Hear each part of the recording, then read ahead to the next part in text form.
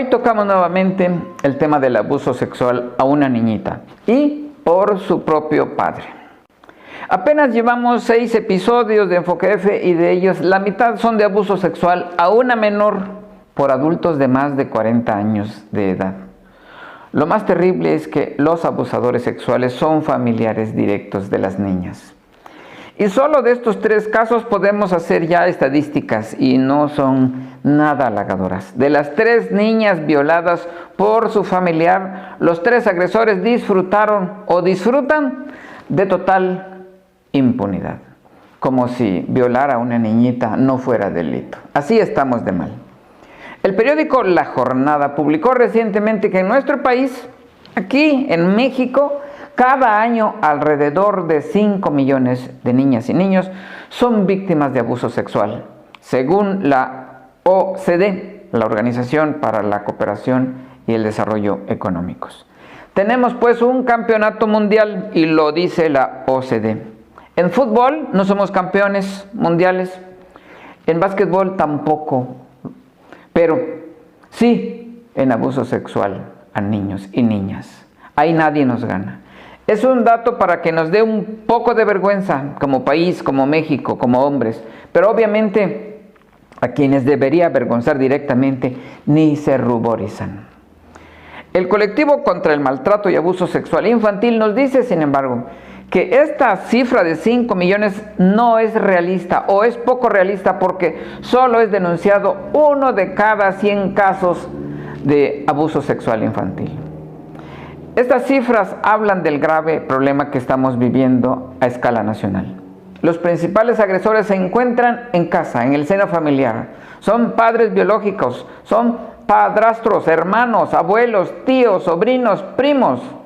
Los abusadores sexuales están en el seno de nuestras familias, en casa. El enemigo está en casa, porque un padre biológico vive con sus niñas y los niños. Un padrastro también vive con sus niñas y los niños. Los hermanos conviven con las niñas.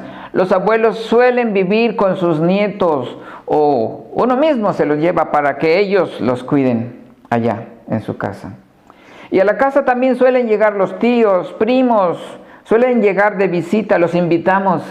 A veces se quedan por poco tiempo, a veces por meses, o simplemente se llega de visita y se les deja jugar solos. Pero siempre en la casa paterna o bien en la casa de nuestros familiares a donde vamos de visita. Son los agresores, los principales agresores de las niñas y de los niños también, familiares.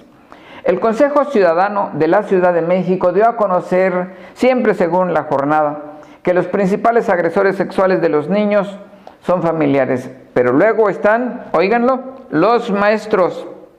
Y después los sacerdotes, repito, sacerdotes. En un 30% son abuelos o padrastros los agresores. En un 13% son tíos. En un 11% los propios papás, padres biológicos. En un 10% primos. En un 8% vecinos. En un 7%, oigan, maestros. Y en un 3%, hermanos. Ahí está el peligro, en los propios familiares, pero también está en el catecismo, en la escuela, con los vecinos. Es pertinente subrayarlo, perdonen, pero hay que dejarlo en claro. Según esas estadísticas, un 11% pues son casos de violaciones sexuales a niñas y niños por sus propios papás biológicos. Y lo hacen cuando se quedan a solas con sus hijitos. ¿Se acuerdan del caso Maciel? ¿Se acuerdan del caso Maciel, el fundador de los Legionarios de Cristo? Pues se llevó a sus hijos hasta España para abusar de ellos allá, lejos de la mamá. ¿Y qué pasó con él? También quedó en la impunidad. Jamás hubo castigo para él. Ya se murió, ya está a la diestra del Dios Padre. Nunca recibió castigo. Hizo lo que quiso con sus propios hijos, inclusive adoptó otros para violarlos. y tuvo hijos en otros países precisamente para abusar de ellos. Es pues un caso, un tema delicado. Y estamos hablando entonces de que los 4 casos de los que hoy hemos hablado, todos quedaron en total impunidad. 4 de 4, o sea que la justicia no da ni una, ni siquiera para el de la honra. Una razón de ello es que estos delitos se cometen sin testigos, en lo oscurito, por lógica. Al final se enfrentan la palabra de la niña o del niño contra la palabra de su propio padre y le creen al padre. Pero hay otras razones. Se llama la indolencia de quienes se encargan de investigar estos delitos. Su incapacidad, su ineptitud para acreditar el delito. Pero también está la corrupción de nuestras autoridades, porque lo hemos hablado, y lo hemos hablado tanto del dinero sucio que llega a los agentes del Ministerio Público que ya parecemos disco rayado. Sin embargo, es así y ni modo, tenemos que reiterarlo. Es también otra causa. De eso vamos a hablar hoy, en unos instantes. Este episodio de Enfoque F es traído ante ustedes por Mayan Harvest Green Coffee, café de mujeres. Somos una empresa de importación de café encabezada por mujeres chiapanecas. Estamos dedicadas a dar a conocer lo mejor del café de México en todo el mundo. Nuestras mujeres agricultoras te ofrecen los mejores frutos de su tierra. Conoce nuestra historia y nuestra misión en la descripción de este video o en la página www.mayanharvestcoffee.com. Café de mujeres. Advertencia. En este programa se ocultará y modificará el rostro y voz de la denunciante, para evitar ser identificada y revictimizada. También servirá para salvaguardar el derecho humano y constitucional de la presunción de inocencia. Todo esto en razón de que existe un proceso penal en marcha y porque la víctima aún vive bajo el mismo techo de su agresor. Y bien, en este 29 de septiembre del 2020 tenemos lamentablemente, tristemente, que hablar de otro caso de abuso sexual. Un caso de abuso sexual que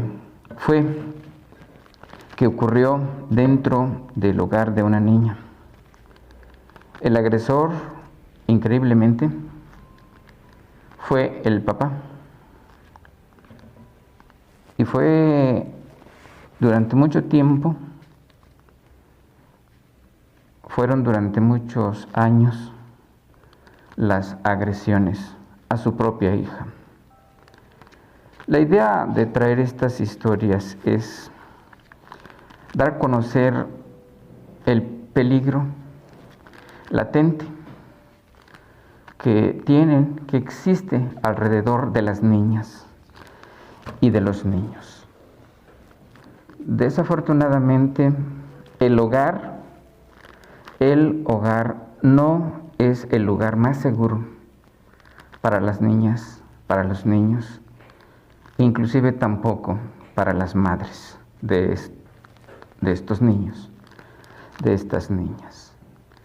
Entonces la intención de alguna manera es mostrar un ejemplo, de decirles que hay que tener cuidado, que hay que tomar las debidas precauciones. Pero si a pesar de las precauciones que puedan tomarse, que pueda tomar la mamá de los niños o de las niñas, ocurren agresiones sin que mamá se dé cuenta, entonces también hay que buscar alternativas. ¿Cómo salir de ese tipo de situaciones? ¿Cómo salir de ese tipo de infiernos? ¿Cómo mandar un mensaje a alguien para decirle, mamá, esto me está ocurriendo? O bien, ¿cómo buscar una ayuda, sea con mamá? Si no está mamá, tal vez con una abuelita, con una hermana mayor, con una tía, con una prima. Inclusive puede buscarse ayuda con una amiga o con una compañera de clases. Lo importante, lo que es muy importante en estos casos, es hablar con alguien, es decírselo a alguien. En este caso, vamos a hablar con una chica que fue víctima de este tipo de agresiones, de abusos sexuales, por su propio padre durante mucho tiempo. Ella es originaria de Comitán, me parece que es así, ¿verdad? Sí. Muy bien, de Comitán, Chiapas. Yo quisiera que me platicaras cómo era tu vida antes de que te lastimaran. ¿Cómo era tu vida antes que tu papá abusara de ti? ¿Cómo eras tú? Pues mi papá, de por sí siempre ha sido una persona que es muy agresiva porque siempre nos daba golpes si no hacíamos las cosas rápido o cuando no sabíamos qué era. Es decir, estamos hablando de que siempre ha sido violento, agresivo con ustedes. Sí. Todavía no estamos hablando de cuando él abusaba de ti. No. ¿Era así con toda la familia? Sí. Entonces, ¿Con tu mamá? no me acuerdo porque estaba yo muy pequeña también. ¿Con tu hermanito? Sí, con nosotros todos. Siempre violento. Sí. Por ejemplo, ¿qué lo hacía enojar? Que no le obedeciéramos o que hiciéramos otras cosas. Uh-huh. Y entonces él estallaba, ¿y qué hacía? Nos pegaba en la cabeza ¿Con qué? con su mano. No usaba herramienta, No me acuerdo. pero con su mano sí. Sí, ¿Eran manotazos, eran coscorrones? coscorrones. Ah. Ahora sí, ya nos diste este antecedente de mucha violencia hacia ustedes. Uh-huh. ¿Te acuerdas cuando comenzó tu papá, agresor? ¿Cómo comenzó tu papá a decirte o cómo comenzó el abuso? Él nunca me dijo qué es lo que estaba haciendo conmigo. Uh-huh. Y yo pues no sabía de qué es lo que hacía pues conmigo porque no conocía todavía lo que él hacía y tampoco sabía yo expresarme bien. ¿Cuántos años tenías? Como 10 años más o menos. Uh-huh. ¿Estabas estudiando? Sí. ¿En qué grado? Digamos que en tercero de primaria, tal vez. Uh-huh. ¿Cómo fue la primera vez que él abusó de ti? Es que como él no vivía con nosotros, tiene una casa aparte. Y yo, digamos que soy la mayor y entonces ya conocían dónde estaba su casa y me enviaban a dejarle comida. Uh-huh. Y yo me quedaba yo con él por horas y con él no había personas. Él estaba solo entonces. Uh-huh. Uh-huh. ¿Él te pedía que tú llevaras la comida o tu mamá te decía que fueras tú la encargada de llevar la comida? Mi mamá me decía, pero creo que mi papá le decía que fuera a entregar la comida porque ella no podía o porque no sé, su esposa de él, no me acuerdo bien, no se podían ver. Ah, uh-huh. Entonces el señor tenía otra esposa además de tu mamá. Sí, Por eso enviaban a alguien y tú eras la mayor de todos. sí, Y daba la casualidad que él estaba solo. sí. Y al llegar y estar con él, ¿qué pasó? A veces me decía que yo me quedaba viendo películas o así en la tele. Y a veces me decía que yo me durmiera con él. Y te quedabas viéndola con él. Ujú. No, digamos en la cama, porque a veces me enchamarraba, me ponía en las cobijas. Él te ponía las cobijas Ujú. para que acostada y enchamarrada vieras la película. Ujú. Y él, Él también a veces se enchamarraba. ¿y luego qué pasaba? Después de un rato, a veces me decía, ay, que te quiero tomar fotos, si te puedes quitar la blusa o el pantalón, y a veces sí me tomaba fotos. Ujú. Y te obligaba a quitarte la ropa. Sí, Ujú. Y después, me decía que yo me quedara encobijada así nomás. sin ponerte tu ropa. Sí, Y él estaba a un lado con ropa o sin ropa.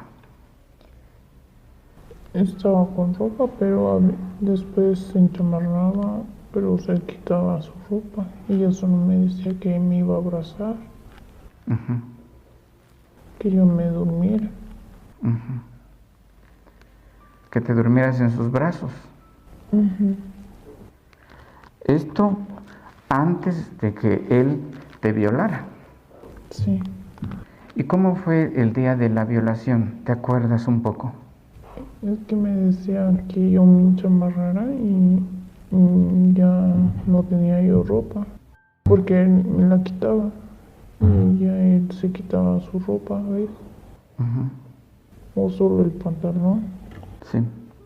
y ya me se ponía encima de mí. Y también me dijiste que él se aprovechaba que ahí en su casa no había nadie, Ujú. solo él y tú. Sí, ¿Por qué él estaba ahí? ¿Por qué no había nadie ahí? ¿No trabajaba? sí, pero ella iba en la tarde. Trabajaba por la tarde. Ujú. O en la noche, a la hora que él quisiera. Entonces, los abusos eran durante el día, Ujú. sin nadie que viera ni oyera.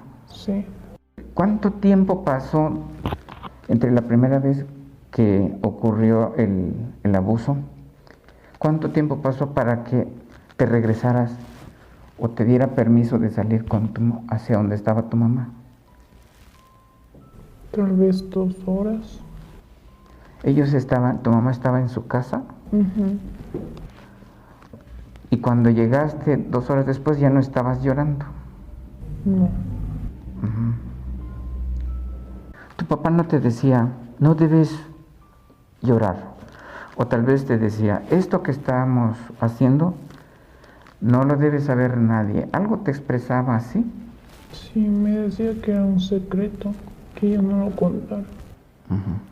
¿Te dio miedo decirlo? Sí, ¿A qué tenías miedo? ¿A que te volviera a pegar como siempre lo hacía? ¿O que te pegara más fuerte? a que me pegara más fuerte. Él te advirtió, te amenazó, no digas nada, algo así. Pues más o menos que yo me acuerdo. Porque siempre cosas que se hacían y que no le gustaba, nos pegaba. O sea, siempre fue violento, muy violento. Sí, Eso era peligroso, sí. que podía venir más fuerte un golpe. Ujú. Es que como nunca me supe expresar o decir lo que había pasado porque no conocía qué es lo que estaba pasándome. Pues ella no pudo saber qué es lo que yo tenía. Pero le decía, no, es que no me golpea, no me ha golpeado. Así le dije. Y ella decía, entonces, ¿qué? Ya no le decía yo más. Ni a tu hermanita. No, A tu hermanito, mucho menos que se le dijera, ¿verdad? Porque es varón. Entonces, eso fue clave, el que no lloraras y el que no le dijeras nada a tu mami. No había otra persona ahí a quien decirle, a quien contarle lo que estaba pasando entre tu papá y tú. no, es que a veces iba yo con mi abuelito y cuando él llegaba nos sacaba rápido. No dejaba que habláramos con muchas personas. Tomaba sus precauciones para que ustedes no hablaran, para que tú no hablaras. Sí, ¿Y si sentías el deseo de decirle a tu abuelito o a alguien? a mi abuelita sí, pero no podía. ¿Alguna vez intentaste? Sí, ¿Y qué pasó? ¿Las palabras no salieron? no, ¿Lloraste como estás llorando ahorita? sí, Y ella no dijo nada o él no dijo nada. ¿Por qué lloras, hijita? no me acuerdo bien.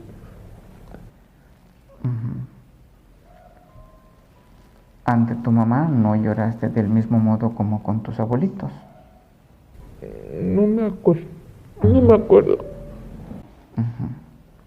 Pero el asunto es que no pudiste comunicarlo, decírselo a alguien, a nadie. No,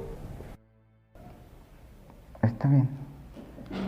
Con una disculpa por el momento difícil que acabamos de pasar, quizá con la intención de conocer cómo vinieron ocurriendo los hechos tan lamentables, habré revictimizado a nuestra entrevistada. Perdóname, por favor. No era esa mi intención. Quizá tu papá te decía, guardemos esto como un secreto, y llorar podía ser como romper ese secreto. sí, Entonces fueron lágrimas que tu papá reprimió, que tu papá cuidó, que no se dieran, que no lloraras. Pero si podemos continuar, quisiera saber cada cuánto tiempo él abusaba de ti. no me acuerdo si era cada mes o cada semana, no me acuerdo bien. ¿Y siempre en el cuarto de él? Sí, Si eso ocurrió a los 10 años, a los 11, también sí, pasó. sí, Cuando tenías 12 años, también ocurrió. sí, Siempre de la misma manera. sí. ¿Creaba él otras circunstancias para tenerte a solas? Siempre cuando iba con su comida. ¿Durante cuántos años estuvo abusando de ti este señor? Hasta los 19. Es decir, abusó durante 9 años. ¿Te acuerdas a qué edad comenzaste a menstruar? A los 13. Y de los 13 en adelante, 13 a 19 años, 6 años más, nunca te embarazaste. No, se quitaba antes de que de que pasara algo, me decía. De ese modo él evitaba tus embarazos. Ujú. Solo me decía que yo me fuera a lavar o me bañara. No te explicaba por qué hacía eso contigo. Él me dijo que para que yo no buscara tener un novio, para que yo sepa qué es lo que es ser un hombre y yo no lo busque. Quisiera que regresáramos un poquito hacia la etapa en que estabas en la escuela. Antes de que abusaran de ti y después que abusaran de ti, quiero que me platiques si había una diferencia. ¿Cómo era tu vida dentro de tu salón de clases antes que él abusara de ti? En la primaria yo siempre jugaba con los niños y siempre contestaba yo las cosas que preguntaba la maestra. Siempre sacaba yo 10 o 9. ¿Te aplicabas haciendo las tareas? Sí, Y luego que él comenzó a abusar de ti, ¿esos 10 se cambiaron? ¿Bajaron? sí, bajaron a 8, a 7 y tal vez un 9. ¿Y tu relación con tu maestra? ¿Qué tenías, maestra o maestro? Mira, en primero tuve maestra, estuvo bien. En segundo también maestra. En tercero ya fue maestro. Y no, el maestro tampoco trataba bien a los niños. El que no le hacía caso le aventaba lo que él encontraba. ¿Les pegaba también? Sí, ¿Fue cuando comenzaron los abusos? sí, también. Y- Fue en esa temporada, cuando Sí. estabas en tercer grado con un maestro. Sí, más o menos. Entonces tenías a un hombre violento en casa que te violaba sexualmente y a un maestro violento en tu salón. Sí, pero solo a los niños. No me acuerdo que nunca le haya pegado a una niña. Solo a los varones. Sí, ¿Nunca tuviste la confianza suficiente como para decirle, maestro, fíjese que mi papá abusa de mí o algo? pues es que no me podía yo expresar. Ajá. ¿Y alguna compañerita a quien le confiaras tu dolor, tu pena? No, nunca lloraba yo en la escuela. Cuando comenzaron los abusos, ¿seguiste jugando normalmente con tus compañeras? No me quedaba yo en el salón o a veces salía, pero un ratito nada más. Pero no, a ellas les decía yo que quería estar sola. Siempre querías estar sola. Sí, ¿Te sentías mejor? sí, Ninguna niña se acercaba a ti como para preguntarte, ¿por qué estás solita? no, Ni tú las buscabas porque tú no querías. no, yo no quería todavía hablar con nadie. Tu maestro se fijó en tu cambio de conducta, como para decir, algo está pasando con esta niña, necesitamos averiguar, que se acercara a ti a platicar. No, nunca.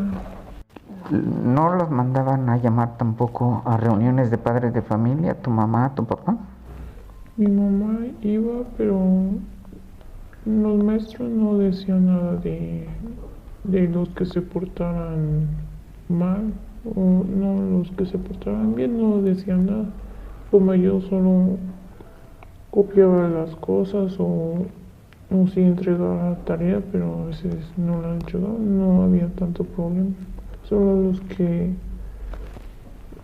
se portaban muy mal en la escuela, los que solo se levantaban o salían del salón o así. Solo quejas de ese tipo, Sí, no para quien estaba triste como tú. no. Es que también estaba yo, a veces no iba a la escuela porque tenía yo una enfermedad ¿Cómo qué enfermedad? de convulsiones y ya cuando me daba, al otro día yo ya no llegaba porque dormía yo mucho o estaba yo mareada. Entonces faltabas a clases. Sí, ¿A qué edad entraste a la secundaria? a los 14. Ajá. Y en la secundaria es cuando normalmente ya los niños comienzan a ser coquetos con las niñas. ¿Viste a alguien así? Sí, pero yo nunca quise tener novio ¿Por qué? porque mi papá no me dejaba tener novio. Era lo que él te decía, que no debías tener novio, Ujú. que para eso él te enseñaba. Sí, porque si no podría yo quedar embarazada o lo que él decía y que no quería que yo estuviera así, porque él me mandaba a estudiar, no a tener novio. Era una prohibición tajante, fuerte, no debes tener novio. Sí, ¿Y algún muchachito, algún jovencito te gustaba? mm, no, pero me buscaban, sí, pero yo les decía, es que no me dejaron tener novio y en la secundaria tampoco dejaban tener novio. La escuela lo prohibía, Sí, también. pero además tú sabías que eso estaba prohibido para ti. Sí, Puedo decirte si has tenido novio o novia, porque uno es libre. ujú. No has tenido pareja. No, porque pienso que es complicado y ya no quiero, no me interesa todavía. Quisiera que me dijeras cómo fue que por fin te animaste a decirle a tu mamá que tu papá abusaba sexualmente de ti. ¿Te acuerdas de ese día? ¿Cómo fue? Es que mi hermana ya le había dicho por un mensaje a mi mamá Ajá. que nos estaba haciendo lo mismo, que nos tocaba. Y entonces un día nosotras salimos a comprar cosas, fuimos que al parque y ya ella nos alcanzó ahí y ya nos preguntó, bueno, me preguntó a mí Ajá. que si nos hacía algo mi papá. Y yo le dije que sí, porque ya le había dicho mi hermanita, que mi hermanita ya le había dicho algo. Ah. Y quiero confirmar si contigo también o qué. ¿Tú no viste cuando tu hermanita le dijo a tu mami? No, ¿Tu hermanita te platicó a ti cómo abusaba tu papá de ella? no. Ella no me contaba nada. ¿Y actualmente?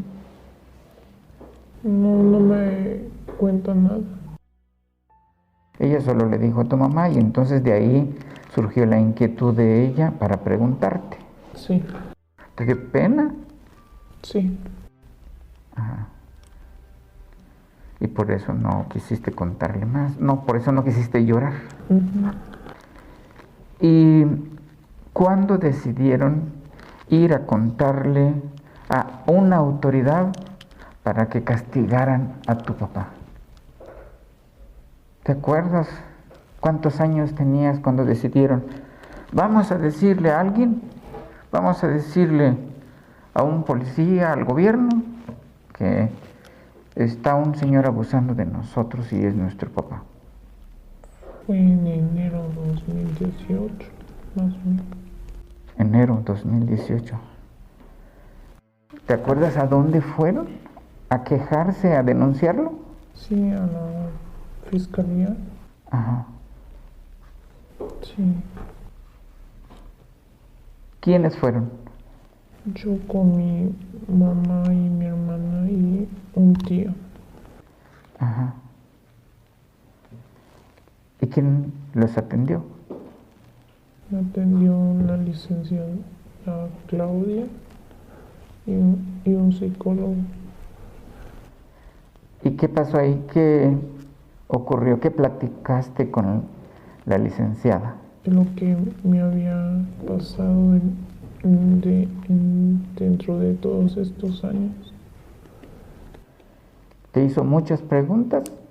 Sí, me dijo si me prometía algo mi papá y así. Yo le dije que pues sí me habían prometido como sacar la secundaria, sacar la prepa o tener casas o carros. Y eso especificó en los papeles también. ¿Y eso realmente te prometía tu papá? Sí. Darte escuela, carrera, coche y casa. Eso ya cuando estabas de 17, de 18 años. Sí. ¿Y todo se lo contaste a la licenciada? Sí. ¿Y con psicólogo o psicóloga? ¿Qué fue? Psicólogo. ¿Varón? Sí. ¿Ahí qué pasó? Le conté qué es lo que pasó por primera vez, pero lloré y entonces me dijo que yo me calmara, que yo no llorara, pero yo no podía. ¿No te podías calmar? Ujú. ¿Lloraste como ahorita o lloraste más fuerte? Lloré mucho más. Mucho más. Y todo lo fue anotando la psicóloga. El psicólogo sí. El psicólogo. Ese día terminó la sesión, te calmaste por fin y ya pudiste decirle todo, o tuvieron que llegar en otra ocasión para terminar la entrevista. Me calmé y solo me hizo dos preguntas más, como el de los carros o si era por mi mamá que me dijo de la casa. Ajá, Y ya con eso terminó. ajá. ¿Y a tu papá lo mandaron a citar o algo? No, no lo han citado. Nunca le llegó la notificación. ¿Ninguna notificación? No, porque me decían que después de mi mamá iba a avanzar el mío, porque si lo notificaban tal vez iba a ir a saber dónde. Es decir, que tu papá todavía no sabe que tú pusiste una querella en contra de él por violación. No, no sabe, solo sabe lo de mi madre. Ajá. ¿Y cómo sientes que va tu expediente? ¿Cómo va avanzando tu caso? Pues está muy lento. ¿Has ido con tu mamá o has ido tú sola a preguntar cómo va? Antes iba y ya después por lo de la enfermedad ya no salía yo tampoco de mi casa, porque también dijeron ellos que se quedó así hasta que levantaran la cuarentena y van a volver a retomarlo otra vez. Entonces, por culpa de la cuarentena ya se detuvo otro rato tu asunto. Sí, lo detuvieron pues por lo de mi mamá también. Bueno, ojalá que ahora que ya van a retornar las actividades un poco normalizadas, que va a llegar el color verde del semáforo a Chiapas, se retome tu caso. Tú quisieras que se retomara pronto, que se aligerara y que castigaran a tu papá. Sí. Si has tenido apoyo terapéutico, psicológico de alguien. Sí fui, pero por unas par de veces. Ya después ya no fui porque mi papá se puso muy agresivo y me ahorcó. ¿Te ahorcó? Sí. ¿Cómo fue eso? Él se enteró que fuiste con el psicólogo. No, es que porque estaba mi hermanito y lo corrió y quitó las chapas de la puerta, quebró el vidrio y ese día yo venía de la escuela con mi hermanita y cerré la puerta y ya él se enojó porque puse un mueble pesado contra la puerta porque ya no lo podía yo cerrar bien. Entonces puse eso y se enojó. Le dije que porque estaba yo durmiendo, y más que yo dejé así la puerta. ¿Y él qué dijo? Que no debía yo de hacerlo eso y le dije, pues, ¿qué es lo que voy a hacer, pues? Y ya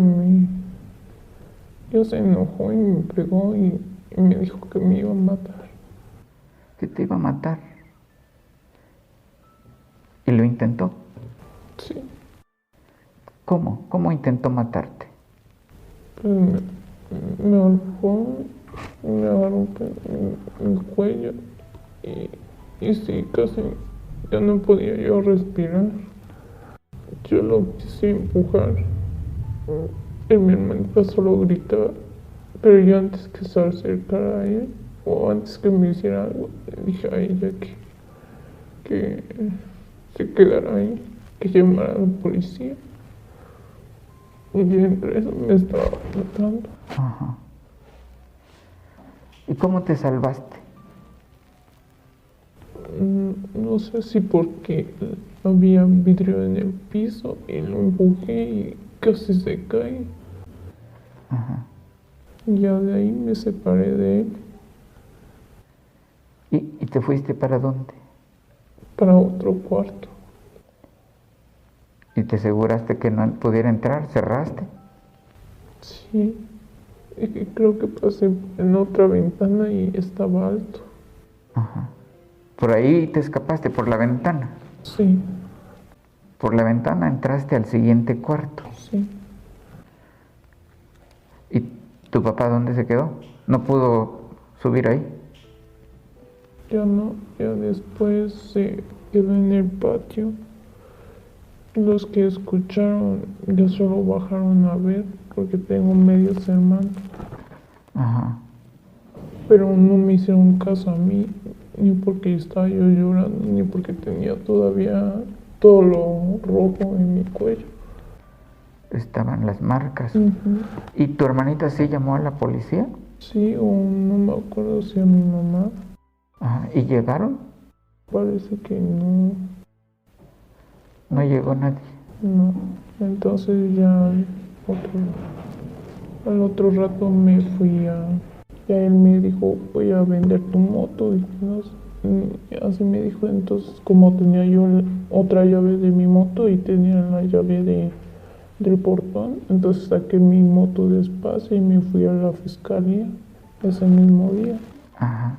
Ya con mi mamá nos fuimos y fuimos rápido. Ahí hice otra demanda. Ajá. Otra demanda sobre el intento de homicidio en contra tuya. Sí, ¿Se agregó alguna carpeta anterior o se abrió, dijiste, otra se agregó ahí en esa misma carpeta. de la que tú ya tenías? Sí, ¿Y vieron en la fiscalía las huellas, las marcas en tu cuello? sí. Y me tomaron fotos porque fui con un doctor, no sé en dónde es. Ajá. ¿Y el doctor te valoró? Sí, ¿Te acuerdas cuál es el número de expediente tuyo? sí. RA 2418-019-0601 2018. Desde del 2018. Entonces sí tenías razón. Fue del 18, no del 19, cuando fueron por primera vez a la fiscalía. estuvo fuerte el intento de asesinato. Ojalá y se retome ese tema y los otros temas. El tema más delicado, que es el de la violación. Finalmente quisiera preguntarte, ¿crees que sí es importante decirle algo a las niñas y a los niños también para prevenirles que no sean abusados sexualmente por su papá, su abuelo, su primo, su hermano mayor? Que ellos nunca guarden ningún secreto con su mamá o sus padres, que no hagan caso de que les digan que no hablen con cualquier persona aunque no lo conozcan, que le hablen a ellos, que no se aíslen, porque no es bueno. Porque esa fue tu experiencia. Sí. Pues vamos a concluir esta charla de esta manera, con esa petición que se le hace a las niñas, eventualmente también a los niños, porque los pedófilos lo son con niños y con niñas, muchas veces porque su intención, su interés son los pequeñitos, se sienten atraídos por las niñas y por los niños. Y también decirle a las autoridades que pongan atención, que le den seguimiento, que se hagan los actos de investigación, que no se deje este delito impune, porque además sigue libre su agresor, que fue agresor también de su hermanita. Es decir, este señor violó a 2 niñas, a sus 2 niñas, a sus 2 hijitas, durante varios años, a ambas. Si ya está la querella interpuesta, es oportuno que se le dé seguimiento. Es necesario que se investigue. Es necesario que se castigue al culpable y es necesario también que se intente reparar los daños causados a las 2 niñas y ojalá que en ese proceso sea retomado lo más pronto posible, porque además su agresor está cerca de ambas. Está cerca de sus 2 hijas. Prácticamente viven en la misma casa, solo separados por una pared. Y también pedirles que no se dejen corromper, que el tintilar de las monedas no los conmueva y que se llegue hasta las últimas consecuencias.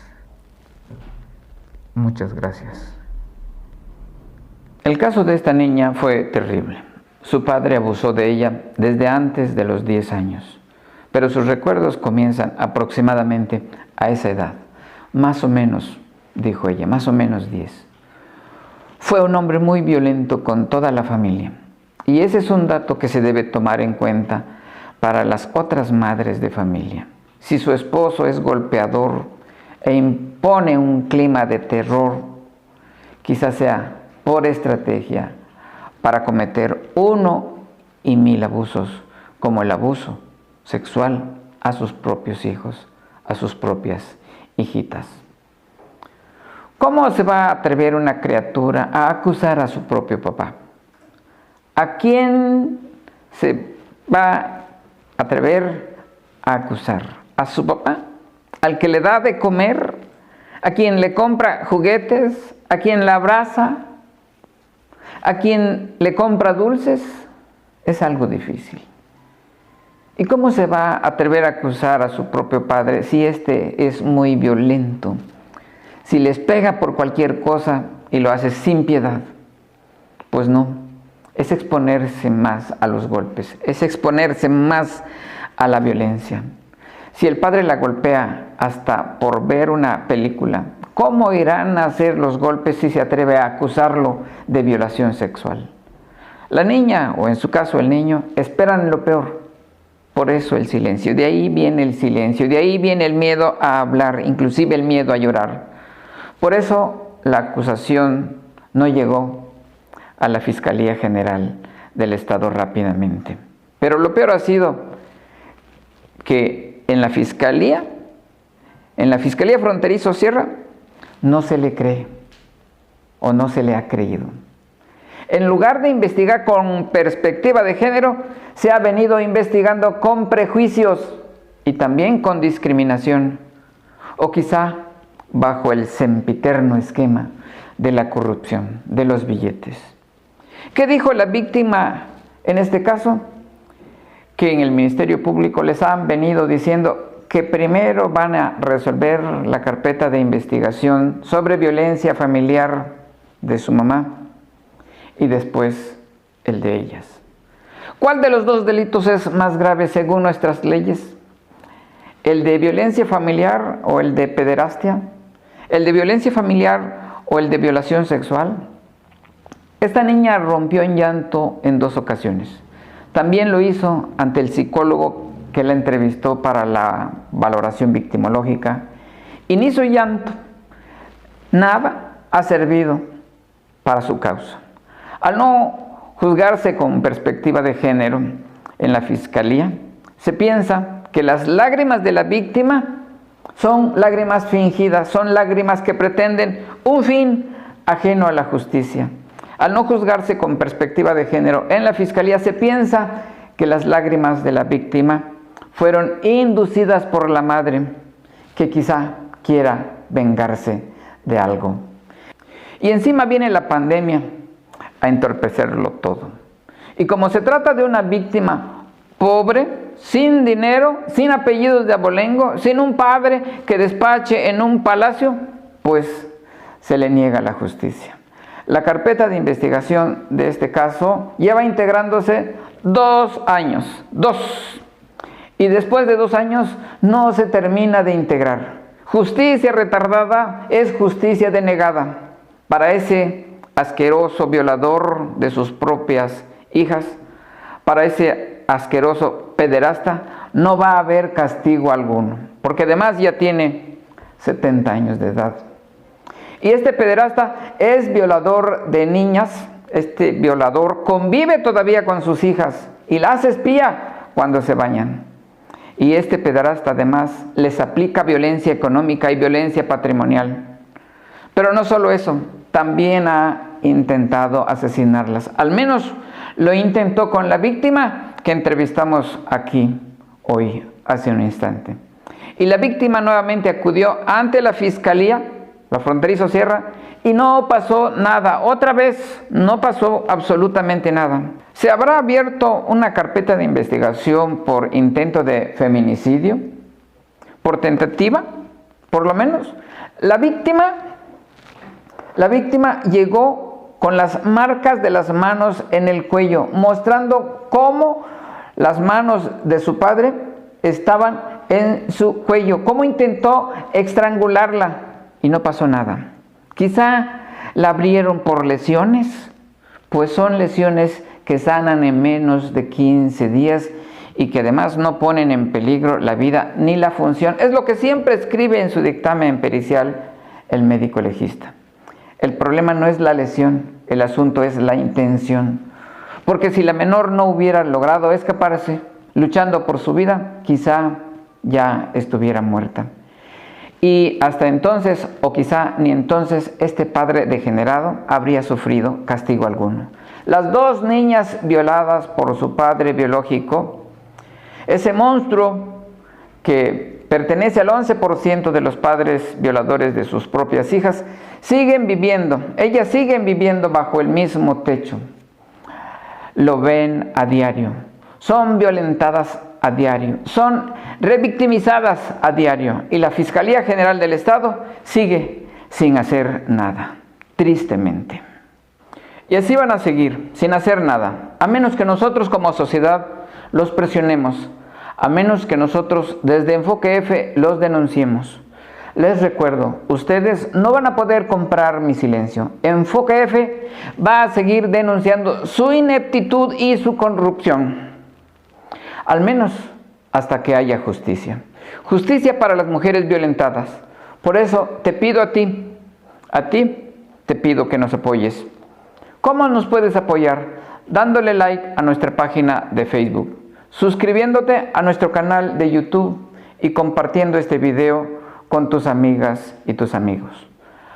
Apoya a los negocios locales, en especial aquellos que se anuncian en este programa. Necesitamos de su apoyo para que este proyecto pueda crecer y mantenerse lejos del dinero cochino, de los corruptos y de los golpeadores. Muchas gracias. Nos vemos el próximo jueves. Paletas La Morita te invita a probar los más ricos postres helados de Comitán. Prueba nuestras paletas de nanche curtido, pistache o chimbo, todas hechas con frutas naturales. Pedidos al número 963-126-2016 o en nuestra página de Facebook Paletas La Morita, elaboradas en casa. En unos meses se cumplirán 20 años de una histórica elección, una que transformó para siempre la vida política en Comitán. Después de 70 años, el PRI perdió la presidencia municipal comiteca a manos de un candidato de oposición. ¿Sabes qué políticos participaron? ¿Sabes qué motivo se dio esta histórica derrota? Te invitamos a ordenar la segunda edición del libro Transición Política, la historia de una campaña que transformó Comitán. Disponible en Amazon próximamente.